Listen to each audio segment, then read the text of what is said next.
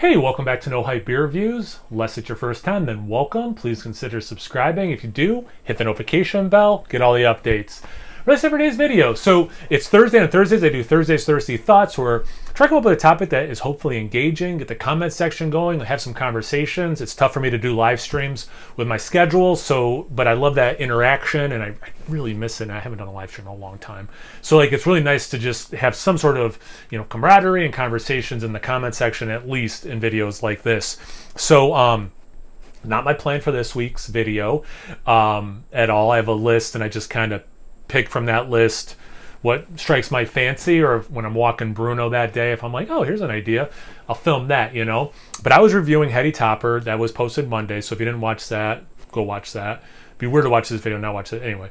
And I said it during the review. I'm like, all right, I have this is making me, I really love this beer, and I'm like, this is making me want to talk about some of my experiences with Heady Topper. So I'm like, I'm just gonna make that the video. So that's this video.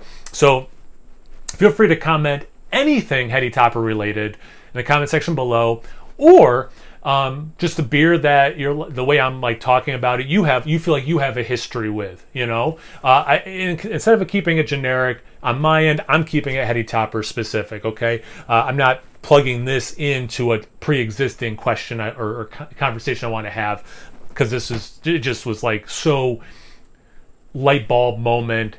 Dude, you got to talk about this. So years ago, way before the channel, way before I was doing this channel, I got into craft beer. I've always liked, and maybe this will be, I can expand upon this in a different one of these videos.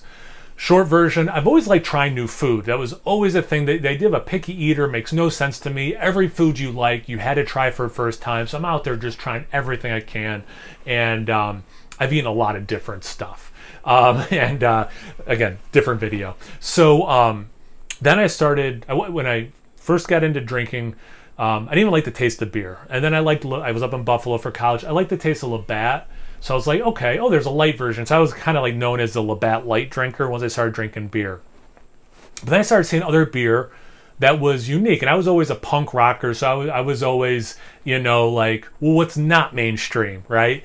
And so I started seeing these breweries, and I'm like, I've never heard of them. I don't see them advertised. That seems pretty cool. Something new to try. Check that box. Not mainstream. Check that box, which is kind of funny because craft feels super mainstream now. And but anyway, so some early ones, Purple Haze. I remember someone coming at me hard at a bar at Trivia for ordering a pitcher of that. But again, story for another day. Samuel Adams Cherry Wheat. A lot of the fruit beers I liked. And then I was at a wedding rehearsal dinner, and I saw bottles in the cooler when I was at the bar to order, and the bottles had baseball caps. I'm like, oh, that's cool, and it's from the Cooperstown Brewing Company, which makes sense. So anyway, that was some of the early craft beer stuff for me. Then you go down the rabbit hole, right? You get into the hobby of it, the habit of it. So I'm on Beer Advocate. I'm like, all right, what's the 100 best beers, right? And Heady Topper, I think at the time, was the #1 beer. And I'm like, all right, that sounds awesome. What, you got to get it at the brewery? This is nuts. I'm not heading up to Vermont to buy some beer. Fast forward probably a year or two after I was looking at that list, and I actually printed it off. And I remember, I forgot about this, I would check when I had the beers. This is pre-Untapped and all that. And anyway, so a year or two passes, and my friend Chelsea comes back from visiting her brother, who at the time was in Vermont. I forget if he's still there or not. And she's like, oh yeah, my brother lives next to this, or lives by this awesome brewery, and I love their beer. So I brought back some beer for us to try, or for you to try. She had had it before. And she gives me some Heady Topper. And I'm like, I've heard of this beer before. And I look it up, yo, Chelsea, this is considered the best beer in the world. This isn't just some local to your brother's brewery that you also happen to like, which is pretty telling that, she was her and her brother, I don't think, were checking Beer Advocate, They just knew this was a really good beer, right? So I was obviously super stoked to try it, and it lived up to the hype. No Hype Beer Reviews. And so then I was on the hook. I'm like, man, this is definitely a really good beer. Oh, they make other beers. I want to try these other beers, right? Typical rabbit hole that we all go down. So then my friend Kevin and I've become friends with his wife Amanda. So Kevin and Amanda were getting married in New Hampshire, And we went up the night before. Just a beautiful wedding, kind of a rural area, very woodsy. It wasn't like a full-on cabin we stayed in, but kind of had that vibe. So we went up the night before. They actually got married at a brew pub. So we hung out, had dinner there, and then the next morning we had time before the wedding. So my wife and I were like, wait, there's this store that sells Heady Topper. Like, it might have just been on Saturday mornings. So instead of going to the brewery and waiting in line, we went to this store. I can't think of the name of this store. And I just saw people talking about it recently, like Larry and Mike, some of my old beer buddies from the Binghamton area. But anyway, and they were talking about the same exact store. So we went there, and between my wife and I think you could get half a case each. So we were able to get a full case, if I remember correctly, between my wife and I. And then they also had Lawson's Sip of Sunshine. And this is before in New York you could get any of those beers. Now it's funny because like Lawson's, I don't want to call it shelfie, but you can get it pretty easily in New York now. And then we get these drops now, right? So that was like one of those waiting online experiences for sure. And then periodically people would be able to bring, we're up that way and would bring back. So I was able to try it. I keep saying try. I said it in the beer review as well. It's not trying it. You've had it before. But like each time is so awesome and special. It almost feels like you're trying it again, I guess you are technically trying it again. And, but anyway, so then we just started like seeing them every once in a while in New York, and they still go pretty darn quick. So now I'm in the Albany area, and some really good beer stores and beer bars here.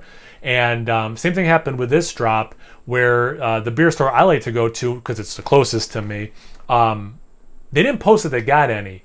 Their sister store posted. This was, now that I think about it, 'cause I was talking to Ty, I told him it was Wednesday. It's actually Tuesday night I saw the post. So Wednesday, but I couldn't get there. So Wednesday I called that beer store, and I was like, hey, do you guys still have any? They're like, no, man, we sold out. They had the Heady and the Focal, and they said they got a decent amount in, but again, that was Wednesday. By Thursday, or no, that was Tuesday night that I saw the post. So sometime Tuesday they posted and got the beer. By Wednesday morning, I called them right when they opened. They were closed, or they had sold out. So I was like, that one that's closer to me, I bet they got a drop. It's kind of like the hidden spot. People don't go there as much. So I went there and they did have it, and I'm so mad I only bought a 4-pack of Heady and a 4-pack of Focal, especially knowing I was going to give some away to other people. So anyway, that brings us up to date. But the other thing is there's a cool beer bar near me, and they also got some in, but they sold out before I could get there as well.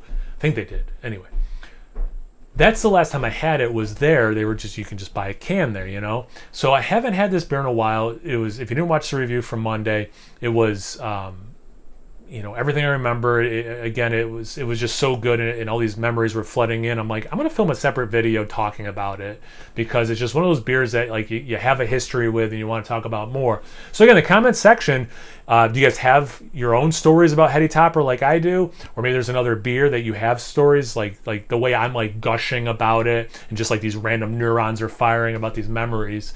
Maybe you do about a different beer. Anything, everything, comment section below. Let's get a conversation going. Once you're done doing that, make sure you check me out on Instagram and Untapped. It's No Hype Beer Reviews at both those places. So please like, comment, subscribe, and most importantly, have your coasters drop. Cheers.